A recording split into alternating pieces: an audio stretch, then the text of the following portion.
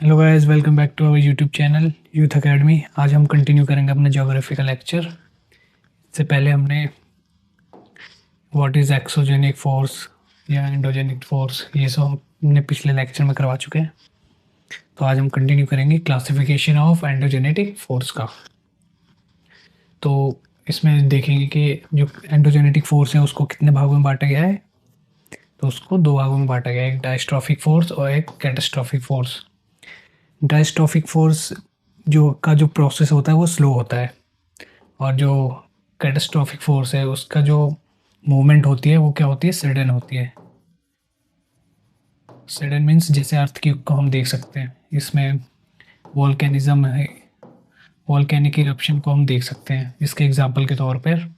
और जो diastrophic force है वो उसका मूवमेंट क्या होता है, स्लो होता है। इसमें जैसे प्लेट टेक्टोनिक, जैसे आपको पता है हमारी जो पृथ्वी है उसका फॉर्मेशन क्या प्लेटों से हुआ है।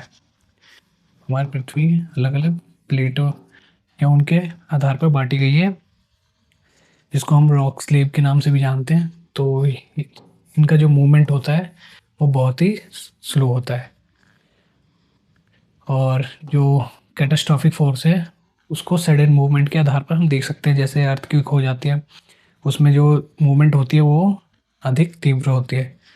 और इसमें देखते हैं मेजोरिटी ऑफ द, इसमें एक और चीज़ है कि जो भी मेजोरिटी में सरफेस पाई जाती है, स्ट्रक्चर पाया जाता है हमारे पृथ्वी पे, वो किसके द्वारा बनाया जाता है, वो आउटकम ऑफ डायस्ट्रॉफिक फोर्स का होता है। तो इसमें ये यहाँ पर हमने नोटिंग में डाला है कि majority of earth surface features are formed और the outcomes of diastrophic force, या डायस्ट्रॉफिज्म भी कहते हैं इसको। डायस्ट्रॉफिज्म, जो भी अर्थ पे स्ट्रक्चर पाया जाता है, संरचना पाई जाती है, वो किसका आउटकम है, वो डायस्ट्रॉफिक फोर्स के द्वारा बनाया गया है, डायस्ट्रॉफिज्म के द्वारा बनाया गया है। तो अब देखते हैं वट इसमें ही जो डायस्ट्रॉफिक फोर्स है उसको दो भागों में बांटा गया है। आपको ये नोट डाउन करना है तो कर सकते हैं।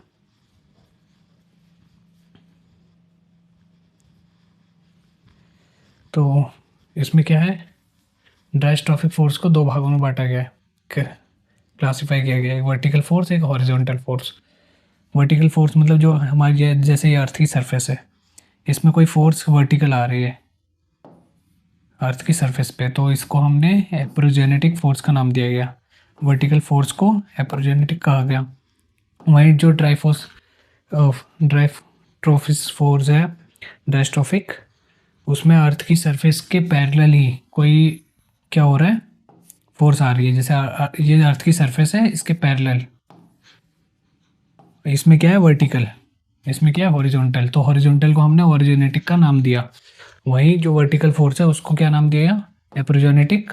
और जो हॉरिजॉन्टल फोर्स है अर्थ के ये सरफेस है हमारा, इसके सरफेस के पैरेलल ही हॉरिजॉन्टल में ही एक फोर्स आ रही है, उत्पन्न हो रही है, तो उसको क्या कहते हैं, ऑरिजिनेटिक फोर्स का नाम दिया गया। तो नेक्स्ट स्लाइड देखते हैं हम। इसमें देखते हैं वर्टिकल फोर्स के बारे में पहले पढ़ते हैं। Vertical force known as epeirogenetic. जो वर्टिकल फोर्स है उसको क्या कहा हमने, एपिरोजेनेटिक फोर्स। एपिरोजेनेटिक फोर्स को हमने दो भागों में डिवाइड किया है, एक अपवर्ड फोर्स, एक डाउनवर्ड फोर्स। जो पृथ्वी की जो सरफेस है उसके जो अपवर्ड पैरेलल जो फोर्स लगती है उसको क्या कहते हैं हम, अपवर्ड फोर्स। और जो डाउनवर्ड, ये हमारी सरफेस है, इसके क्या, डाउनवर्ड, ऐसे इस दिशा में अगर फोर्स लगे उसे डाउनवर्ड कहेंगे, और जो ऊपरी दिशा में उसे कहेंगे अपवर्ड। जो अपवर्ड फोर्स है उसके कारण किसके, ब्लॉक माउंटेन के निर्माण होते हैं, ये भी हम देखेंगे। जैसे कि पहले एक और पढ़ लेते थोड़ा। Upward force cause upliftment of the surface. जैसे यहाँ पे अपवर्ड फोर्स लगा तो इसके कारण ये एरिया क्या हुआ, अपलिफ्ट हो गया।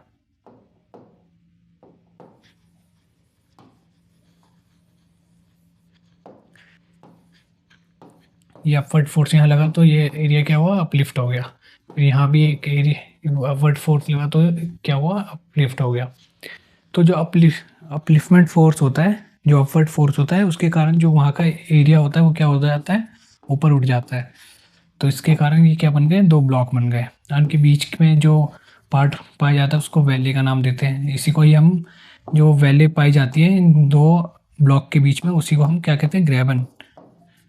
और जो अपलिफ्टेड पार्ट है उसको कहेंगे होस्ट। अभी हम जानेंगे इसके एग्जाम्पल के तौर पे नर्मदा और जो विंध्या और सतपुड़ा का क्षेत्र है उसमें कैसे इसके एग्जाम्पल पाए जाते हैं। जैसे देखते हैं, upward force cause upliftment of the surface. जैसे अपवर्ड फोर्स के कारण क्या हुआ, अपलिफ्टमेंट हो गया सरफेस का। It will formation of block mountain, इसी को क्या कहते हैं, ब्लॉक माउंटेन। इसके एग्जाम्पल कौन कौन से हैं, ब्लैक फॉरेस्ट जर्मनी में जो है, और वॉस्चेस जो कहाँ का है, फ्रांस का। और वेस्टर्न घाट भी हमारा, जो वेस्टर्न घाट के कुछ कुछ पार्ट है वो भी हमारे वो ब्लॉक माउंटेन के एग्जाम्पल के तौर पे देख सकते हैं हम।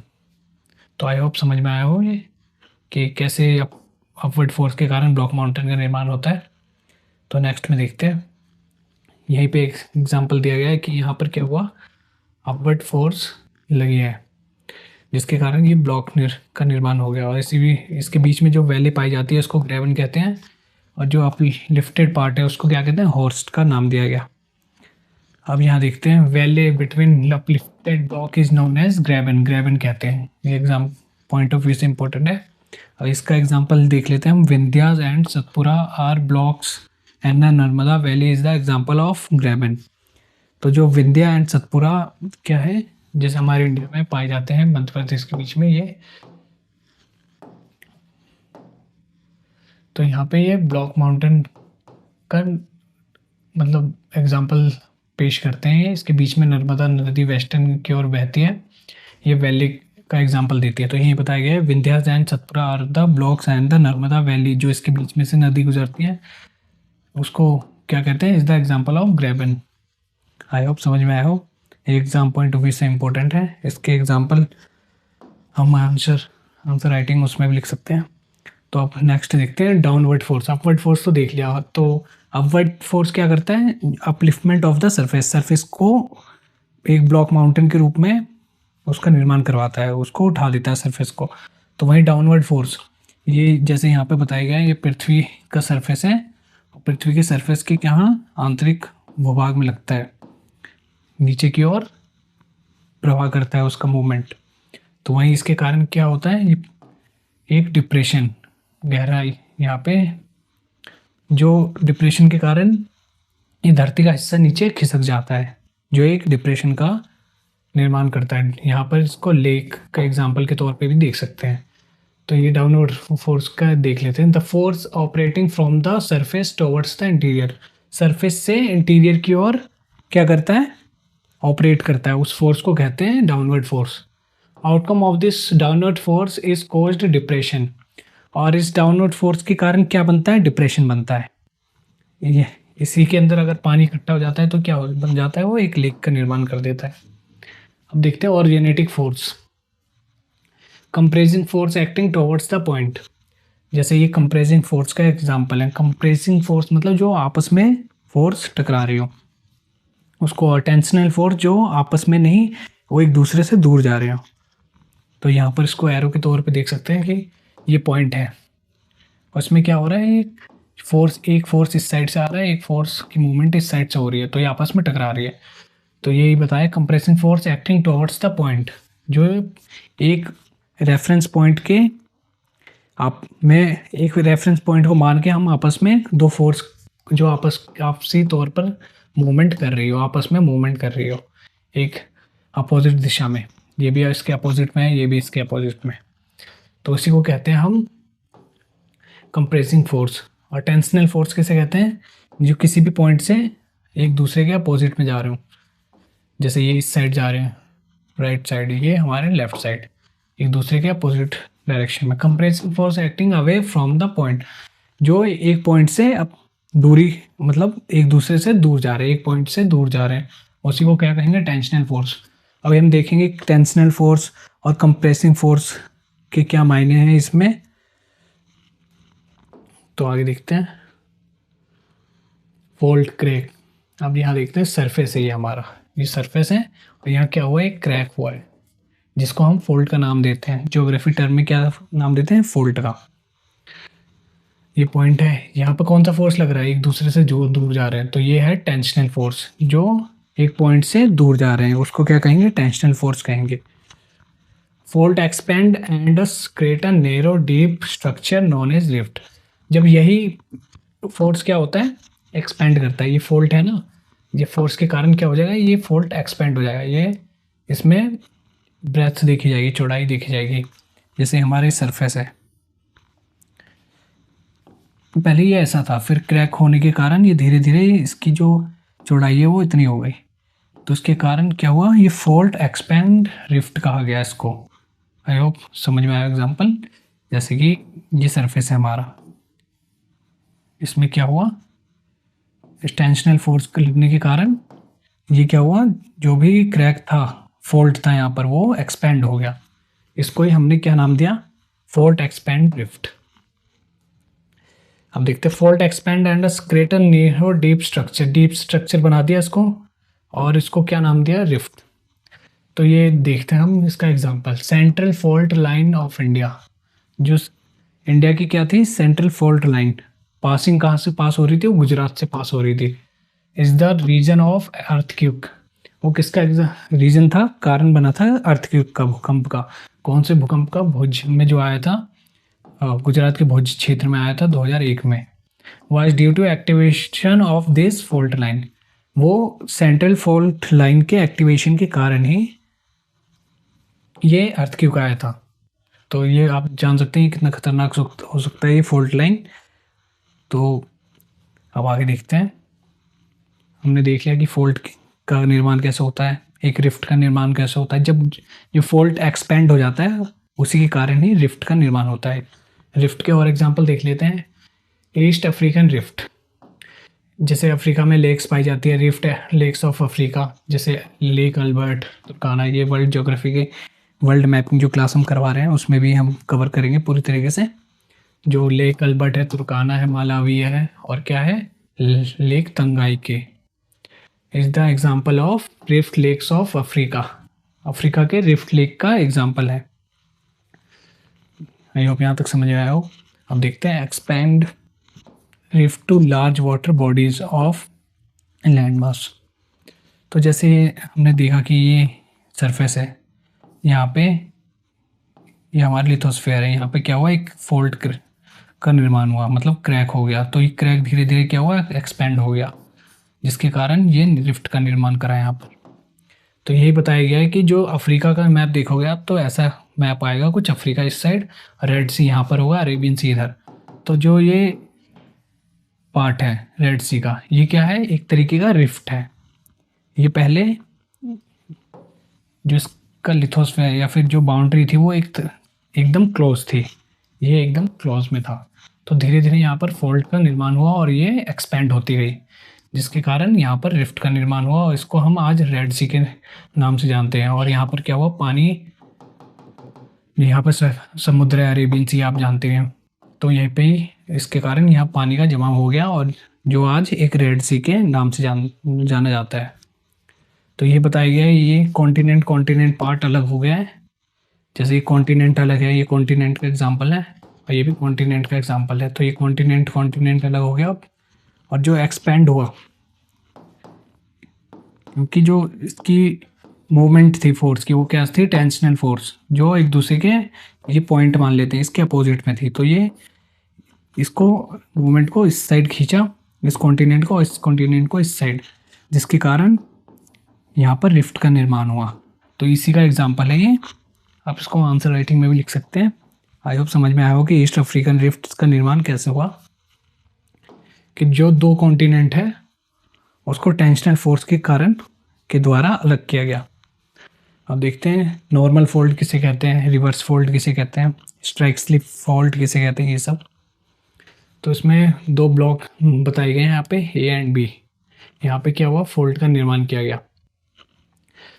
जब ये फोल्ड का निर्माण इस साइड हुआ, तो जो ए एंड बी ब्लॉक है उसमें से एक ब्लॉक क्या हुआ? डाउनवर्ड शिफ्ट हो गया। तो ये देखते हैं यहाँ पे, one block moving below than the another block. इसी को हम क्या कहते हैं? नॉर्मल फॉल्ट, जैसे दो ब्लॉक है, यहाँ पे क्या हुआ, फॉल्ट का निर्माण हो गया, क्रैक हो गया एक, तो जिसके कारण इस क्रैक के कारण फोर्स इस प्रकार लगी कि मतलब डाउनवर्ड फोर्स लगी, जिसके कारण ये बी ब्लॉक है वो ए की तुलना में नीचे खिसक गया। तो इसी को ही हम क्या कहते हैं, नॉर्मल फॉल्ट। अगर कोई भी ब्लॉक नीचे की ओर प्रस्तावित हो जाए उसको क्या कहेंगे, नॉर्मल फॉल्ट कहेंगे। यहाँ पर हमने लिख रखा है पूरा, स्लिपिंग डाउन, जो नीचे खिसक गया उसी को कहते हैं नॉर्मल फॉल्ट। अब देखते हैं रिवर्स फॉल्ट किसे कहते हैं। यहीं पे क्या हुआ, जैसे दो ब्लॉक थे, ये दो ब्लॉक हैं और क्रैक ऐसा हुआ कि जो बी वाला हिस्सा है वो नीचे ना जाके वो कहाँ खिसक गया, ऊपर की ओर खिसक गया। वो नीचे ना खिसक के कहाँ खिसक गया, ऊपर की ओर खिसक गया। उसी को हम कहते हैं रिवर्स फॉल्ट। नीचे की ओर खिसके तो उसे क्या कहेंगे, नॉर्मल फॉल्ट। ऊपर की ओर पुश्ड मूविंग अपवर्ड उसे कहेंगे रिवर्स फॉल्ट। ये हमने लिख रखा है पूरा। अब यहाँ देखते हैं कि एक ब्लॉक में फोर्स कहाँ लग रहा है, अपवर्ड, दूसरे ब्लॉक में फोर्स कहाँ लग रहा है, डाउनवर्ड। यहाँ पर क्या था, दोनों एक अपोजिट सेम डायरेक्शन में फोर्स लग रहा था, और जिसका घनत्व कम था वो वहीं जिसका घनत्व ज़्यादा था वो वहीं रहा, जिसका घनत्व डेंसिटी कम थी वो ऊपर उठ गया। तो ये लेकिन यहाँ क्या है, अपोजिट डायरेक्शन में दोनों फोर्स लग रहे हैं दोनों ब्लॉक पे। तो यहाँ बताया गया parallel movement of two crustal block, ये दोनों क्या हो रहे हैं, एक दूसरे के पैरेलली मूव हो रहे हैं। तो उसके कारण क्या होगा, ट्रांसफॉर्म या स्ट्राइक स्लिप फॉल्ट का निर्माण होगा। आई होप समझ में आया यहाँ पे। अब देखते हैं reverse fault plus compress fault. अब यहाँ देख लेते हैं कि जो पैरेलल मूवमेंट होगा उसमें किसका निर्माण होगा, स्ट्राइक स्लिप फॉल्ट का। एग्जाम पॉइंट ऑफ व्यू से इंपॉर्टेंट है। या फिर ट्रांसफॉर्म फॉल्ट का। अब नेक्स्ट देखते हैं यहाँ पे कि रिवर्स फॉल्ट किसे का निर्माण कैसे होता है। जैसे ये क्या है, सरफेस है, यहाँ पे फॉल्ट का निर्माण हुआ, एक इस डायरेक्शन में जा रही है, एक राइट वाली डायरेक्शन में जा रही है। ये ए बी ब्लॉक है, फॉल्ट का निर्माण हुआ तो इसके कारण ये फोर्स इस साइड लगी ऐसे। अगर ये इस साइड लगती तो क्या होता है, ए वाला हिस्सा ऊपर खिसक जाता। आई होप समझ में आया हो। ये इस साइड लग रही है, हल्की सी इंक्लाइन हो रही है, तो ये बी वाला हिस्सा ऊपर खिसक रहा है। अगर ये ऐसा होता तो ये ए वाला हिस्सा अपवर्ड साइड हो जाता। आई होप समझ में आया हो। तो अब देखते हैं रिवर्स फोल्ड का निर्माण कैसे होता है। रिवर्स फोल्ड का, तो रिवर्स फोल्ड के लिए क्या चाहिए, fold plus compressive fold. Compressive fold और नॉर्मल फोल्ड में टेंशनल फोर्स चाहिए। ये क्या हो रहा है, यहाँ गलत डायग्राम बनाए गए। कंप्रेसिव फोर्स का यहाँ पर होगा तभी ये ऊपर उठेगा। ये दो ब्लॉक है, इसमें कंप्रेसिव फोर्स लगेगा, ए एंड बी। फोल्ट, यहाँ फोल्ट का निर्माण हुआ और ये क्या है, कंप्रेसिव फोर्स। तो ये क्या होगा, ये बी वाला हिस्सा ऊपर उठ जाएगा। ये कुछ इस तरह दिखेगा फिर बी एंड ए। तो ये रिवर्स फोल्ड का निर्माण करेगा। इसमें क्या चाहिए, फोल्ट, इन दोनों में फोल्ट का निर्माण हुआ और कंप्रेसिव फोर्स का, जो फोर्स आपस में लगे उसका वैसी मूवमेंट हो, तो तब क्या होगा, ये रिवर्स फोल्ट बनाएगा। और नॉर्मल फोल्ट कब बनाएगा, जब ये सरफेस है हमारी, इसमें फोल्ट, ये फोल्ट है हमारा, ये क्या है, टेंशनल फोर्स, जो एक दूसरे के अपोजिट में जाए एक पॉइंट से। तो ये क्या करेगा, फिर इन दोनों के बीच में दरार डालेगा, क्योंकि एक कॉन्टिनेंट का हिस्सा इस साइड जा रहा है, एक इस साइड जा रहा है, तो इन दोनों में क्रैक डालेगा, कि क्रैक का निर्माण होगा, तो जिससे ये नॉर्मल फॉल्ट बनेगा। तो नॉर्मल फॉल्ट बनाने के लिए क्या होना चाहिए, एक दरार होनी चाहिए, फॉल्ट प्लस टेंशनल फोर्स उसमें निहित होने चाहिए। तो नेक्स्ट देखते हैं अब ब्लॉक माउंटेन। जो कंप्रेसिव फोर्स है वो किसका निर्माण करेगा, ब्लॉक माउंटेन का। जैसे ये सरफेस है हमारी, ये सरफेस है, इसमें कंप्रेसिव फोर्स लगी। कंप्रेसिव फोर्स आपको पता ही हो गया कि दोनों एक पॉइंट भी से, ये पॉइंट है उसके आपस में टोवर्ड्स एक दूसरे के आमने सामने आ रहे हैं, उसी को कंप्रेसिव फोर्स कहते हैं। इसके कारण ये जो कॉन्टिनेंट का हिस्सा है वो क्या हो गया, ऊपर उठ गया। उसी को हम ब्लॉक माउंटेन का निर्माण के रूप में देख सकते हैं। ये F1 मतलब फॉल्ट 1, यहाँ फॉल्ट का निर्माण हुआ, यहाँ फॉल्ट का निर्माण हुआ और ये हिस्सा क्या हुआ, ऊपर उठ गया। इसी को हम ब्लॉक माउंटेन के रूप में देख सकते हैं।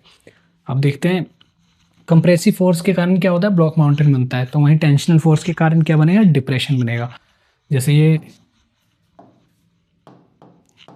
ये हमारा क्या है, सरफेस है हमारी।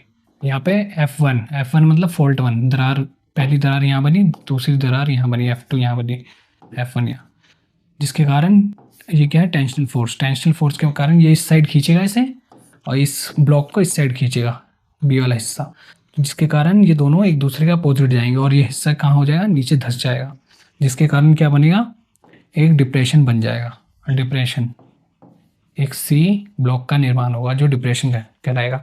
और हमने बताया कि जो ये वैली का पार्ट होता है डिप्रेशन का, इसको हम क्या कहते हैं, ग्रेबन। और जो उठा हुआ पार्ट होता है ये, इसको क्या कहेंगे, होस्ट कहेंगे। आई होप समझ में आया हो यहाँ तक। ये एंडोजेनेटिक के हम हिस्से देख रहे हैं। अब इसके आगे हम टाइप्स ऑफ माउंटेन पढ़ेंगे कि टाइप्स ऑफ माउंटेन किसे कहते हैं, फोल्ड माउंटेन, ब्लॉक माउंटेन और या फिर वॉल्केनिक माउंटेन। जैसे फोल्ड माउंटेन का निर्माण किसके द्वारा होता है, कंप्रेसिव फोर्स के कारण होता है। और जो ब्लॉक माउंटेन उसका निर्माण किसके द्वारा होता है, फोल्ड के द्वारा। और जो वॉल्केनिक माउंटेन उसका मैग्मा के द्वारा। ये नेक्स्ट क्लास में देखेंगे। और प्रेकैम्ब्रियन माउंटेन, ये सब हम पूरी तरीके से कवर करेंगे। तो आज के लिए इतना ही, आप इसको रिवाइज कर सकते हैं। मिलते हैं नेक्स्ट क्लास में। Thank you.